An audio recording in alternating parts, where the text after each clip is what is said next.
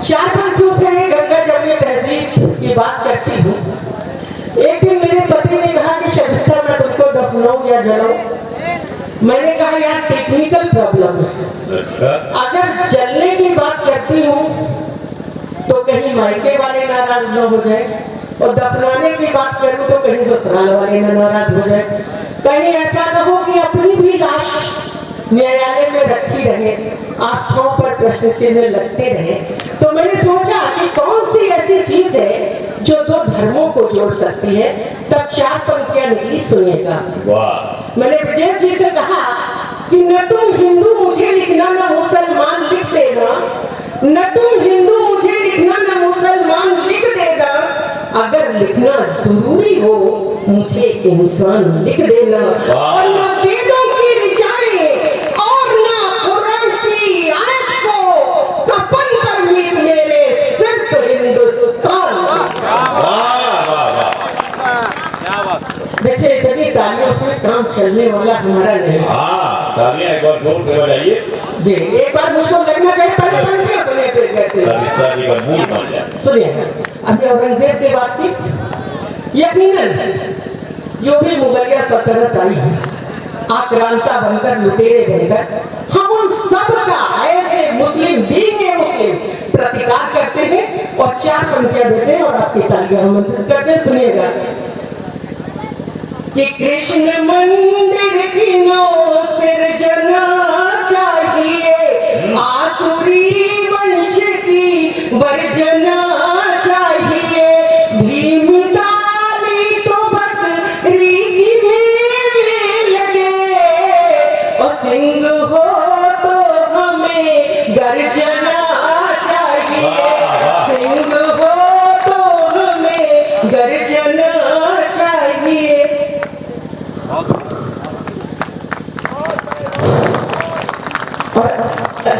आर्य में बहुत अच्छी कविता पढ़ी, और वो जो दुकान वाली बात कही, यकीनन आपका शेर तुम्हारा हासिल मुशाहिदा था। अनीता ने बहुत अच्छी रचना पढ़ी, और यकीन मानिए मैं काशी के इतिहास को पढ़ रही थी, लेकिन जब अनीता ने अंतिम पंक्तियां कहीं पढ़ी तो मैं शॉक हो गई। एक पल में अनीता ने हमको ये कहकर पराया कर दिया कि जब हम देखते हैं कि नंदी किसी और तक रही है तो हर हिंदू नजर नहीं मिला पाता, जबकि हकीकत यह है कि हर हिंदुस्तानी नजर नहीं मिला पाता, हम मुसलमान भी नजर नहीं मिला पाते होता। और सच कहूं आपसे तो जितना जगाने की जरूरत हिंदुओं को है उतनी ही आज मुसलमानों की भी है। बताना पड़ेगा कि जो कुछ हुआ वो नबी का दीन नहीं था, वो मोहम्मद का दीन नहीं था, वो हुसैन का दीन नहीं था, वो अली का दीन नहीं था, बल्कि जिसने किया वो शैतानों के इस्लाम का अनुसरण करते थे। मैं कहती कोई कहे या ना कहे, इस्लाम में सदैव से दो विचारधाराएं चली हैं। एक विचारधारा जो आतंक का पर्याय थी, 14 साल पहले जब मोहम्मद साहब की मृत्यु हुई थी, उसी समय इस्लाम गलत हाथों में अपहरित हो गया था, जिसका खमियाजा आज हमारे देश के अच्छे मुसलमान भुगत रहे हैं, चाहे वो हम हो चाहे आजमी साहब हो। एक अच्छी विचारधारा का समर्थन करने वाले, इसलिए मैं अपने हिंदू भाइयों से भी अनुरोध करूंगी कि पहचाने कि ये लोग किस इस्लाम पर चल रहे हैं। कश्मीरी पंडितों को ले लीजिए, बहुत आसान है पहचानना आपको। कश्मीरी पंडितों का जिक्र कर दीजिए। जो मुसलमान बिना समय गवाए ये कह दे कि कश्मीरी पंडितों की घटना पर उसको शर्मिंदगी है और वो ऐसा करने वालों को शैतान समझ लेते हैं, समझ लेना कि नबी के दीन पर चल रहा है और नहीं तो शैतान के दीन पर। अगर किसी मुसलमान को गुलाल लगाना और वो मुस्कुराकर आपको भी गुलाल लगा दे तो समझ लेना कि वो हुसैन के दीन पर चल रहा है, और अगर वो आपसे लड़ने पर आमादा हो जाए तो समझ लेना शैतानों के दीन का अनुसरण कर। बहुत आसान है पहचान में, लेकिन जब आप सब मुसलमानों को एक तराजू में रखते हो तो आजमी साहब को भी अफसोस होता है, हमको भी अफसोस होता है। इसलिए आप अब ये कहिएगा कि हम सब शर्मिंदा हैं, और यकीन माने इस देश का आम मुसलमान ये चाहता है कि चाहे वो काशी का विश्वनाथ मंदिर हो, चाहे वो मथुरा का श्री कृष्ण भगवान का मंदिर हो, वो आपके लिए किसी काबे से कम नहीं है। और वहाँ की भूमि, वहाँ का हक आपको मिलना चाहिए और हम आपके साथ खड़े हैं। एक बार जोरदार तालियां बजा दे, जोरदार तालियां, कविता जी के लिए जोरदार तालियां। एक लोगों ने हमसे कहा कि शर्मिष्ठा जी भाजपा को वोट नहीं देते मुसलमान धर्म की वजह से। हमने कहा ऐसी कोई बात नहीं, अगर धर्म की बात होती तो ऐसी साहब को कोई सीट मिल जानी चाहिए थी उत्तर प्रदेश में। लेकिन देखिए, मुझे कहने में कोई गरज नहीं कि हमारे यहाँ अशिक्षा का माहौल है। तो हाई स्कूल तक हमारे भाई जो है कांग्रेस में बैठे रहे, हाई स्कूल के बाद इंटर में सपा में एडमिशन लिया। तो अब इंटर के बाद आप चाहते हो डायरेक्ट पीएचडी कर ले, तो कैसे करेंगे? धीरे धीरे आएंगे। एक बार जोर डालता क्या बात, इशारे इशारे में सब बात कर रही हैं आप।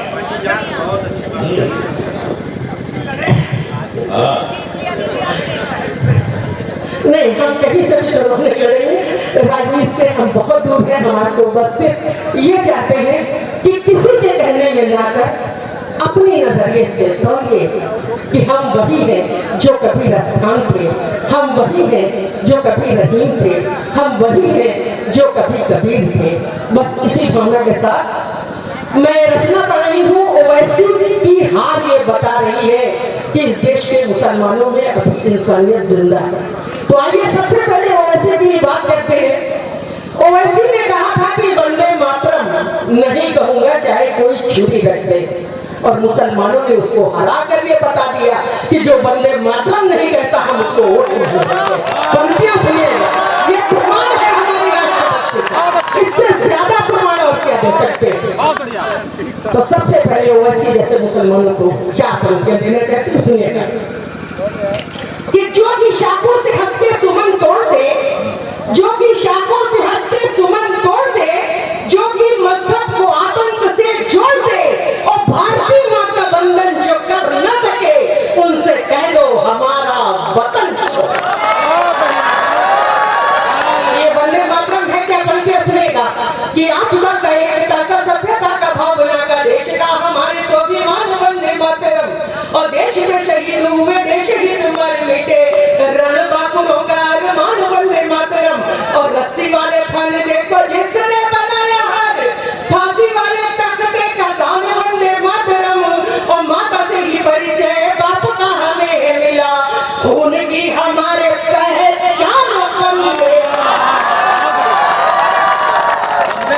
और वो नहीं कहता तो हमें गम भी नहीं होता, क्योंकि कोठे पर बैठकर मां बहनों की दलाली करने वाले, किसी गिरजा टिप्पू का बलात्कार करने वाले कभी भी मां की वंदना नहीं कर सकते। मां की वंदना वही करेगा जिसके मां की आस्था को पहचाना कि देश प्रेमियों के भाल का यही अमीर बना, भारती के गाल का कुरान वंदे मातरम, और चिड़ियों को बाल से लड़ाने का दे हौसला ये नौजवान खून का उबाल वंदे मातरम, और वंदना से इनकार जिनको है गम नहीं, कहते नहीं कभी दलाल वंदे मातरम, और किंतु याद रखना है जाफरों की संतान देशद्रोहियों के लिए काल वंदे मातरम। और पहला वंदे मातरम किसने कहा? इस सृष्टि में पहला वंदे मातरम मोहम्मद साहब ने कहा, जब उन्होंने कहा कि मां के पैरों के नीचे जन्नत होती है इसलिए उसकी वंदना करो। और जो मोहम्मद कहते हैं वो कुरान की बात होती है। एक छंद रखती हूँ और देखिएगा कि ममता के पग तले जिसने स्वर्ग कहा, आपके रसूल को सलाम वंदे मातरम, कि ममता के पग तले जिसने स्वर्ग कहा, आपके रसूल को सलाम वंदे मातरम, और जिस घड़ी आपके नबी ने यह बात कही बन गया रब का कलाम वंदे मातरम, और मां तो तेरी वंदना है जिसको कबूलियां उसके लिए तो है इनाम वंदे मातरम, और किंतु जय चंद मीर जाफर के लिए यहाँ सिर्फ मौत का पैगाम वंदे। तो एक बार जोरदार उद्घोष कर दीजिए, भारत माता की, भारत माता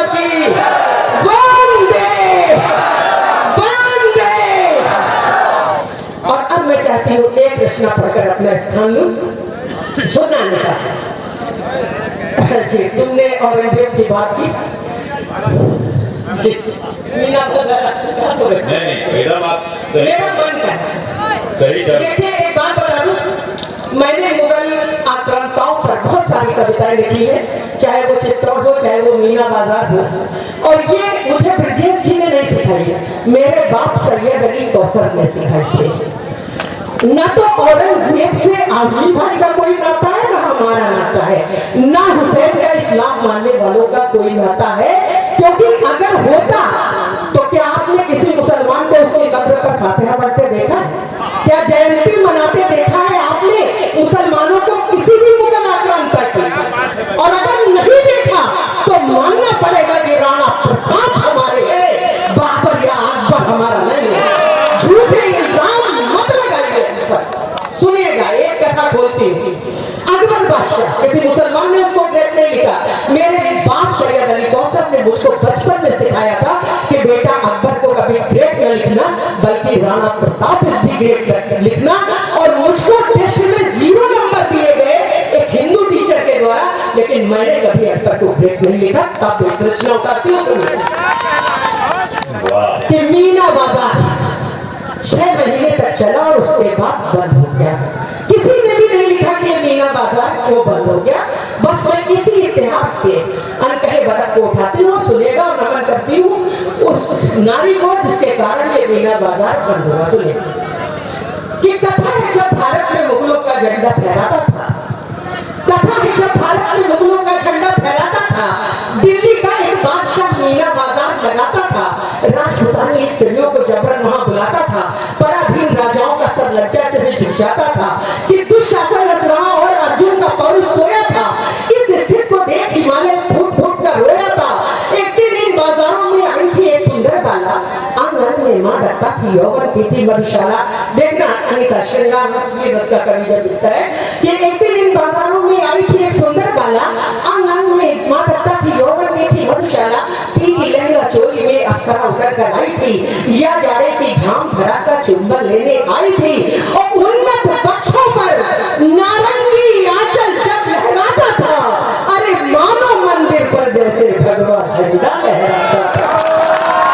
कि मंदिर के लिए दिव्य ज्योत निर्भय हो कदम बढ़ाती थी, कि विवेक ऐसा था कि हर हाथ पर रुक जाती थी, कि पद्मिनियों की वंशस्थ सुख वैभव नहीं लुभाता था, बार बार सुधियों में उसके चिता का बिस्तर आता था, एक नकाबपोश मनो उसके पीछे पीछे तक घूम रहा, उसके रूप लावण्य को नैनों से अपने चूम रहा, एक खेमे के भीतर उसने नारी को है खींच लिया, मानो किसी भेड़िए ने हिरनी को करने भींच लिया, बाहों में आकर नारी फिर महिषासुर मर्दनी बनी, बिना गवाए समय हिरनी वहां शेरनी बनी, फिर दुश्मन की छाती पर पंजों से है प्रहार किया, कि देश शत्रु की पीड़ा से गिरकर धरती पर लौट गई, कि सीने पर फिर पैर रखा गर्दन पर रखी कटारी है, अरे लगता है ना चंडी बनकर दुर्गा वहां पधारी है, और दोनों चितवन मिले क्रोध से धरती मां चिल्लाई है, अरे लगता है त्रिपुर छोड़कर शेरावाली आई।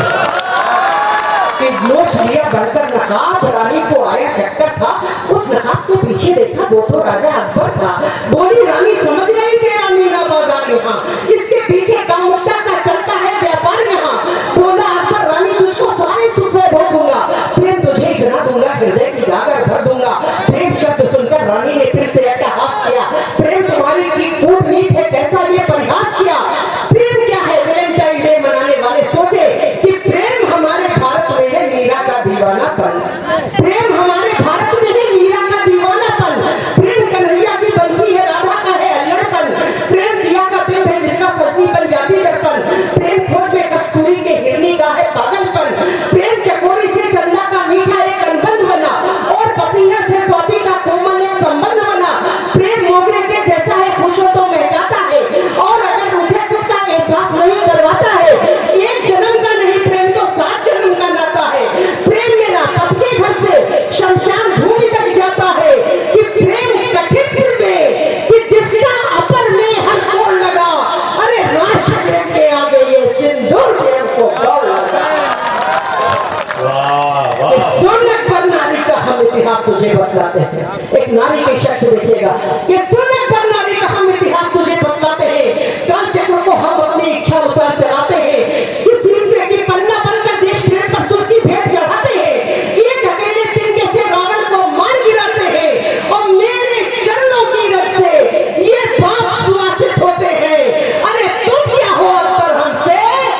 यमराज पराजित होते हैं।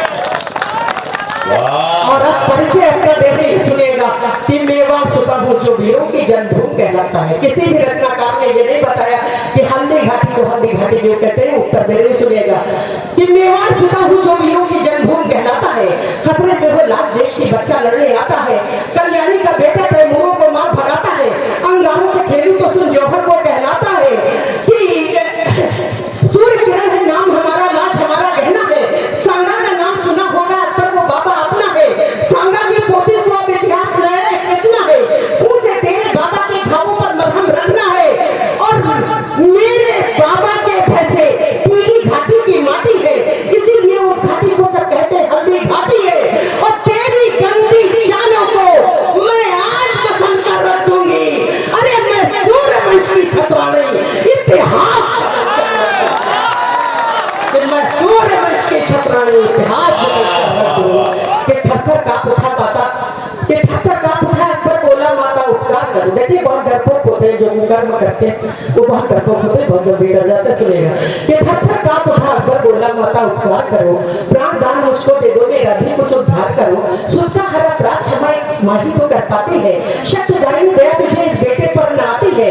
पापी बच्चों को भी धरती अपने पास बुलाती है। पापी बेटों को भी गंगा अपने पास सुलाती है। और सुंदर बोली रानी अकबर देवी तुझको माफी है, क्योंकि शरणागत की रक्षा करना भी परिपाटी है। किंतु शर्त है भारत में कल से व्यभिचार नहीं होगा। अरे कल से अगले में कोई मीना बाजार नहीं होगा। कि धन है रानी तूने बाजारों को बंद कराया है, पर नारी ने खुद अपना देखो बाजार लगाया है। क्या दया ममता करुणा को हमने ये बदनाम किया। वैभव के पड़े तत्व की सुंदरता नीलाम किया। पछुआ की मनचली हवा में पूर्वा का घूंघट भूल गई। और सागर के खारे पानी में तन पंगट का तट भूल गई।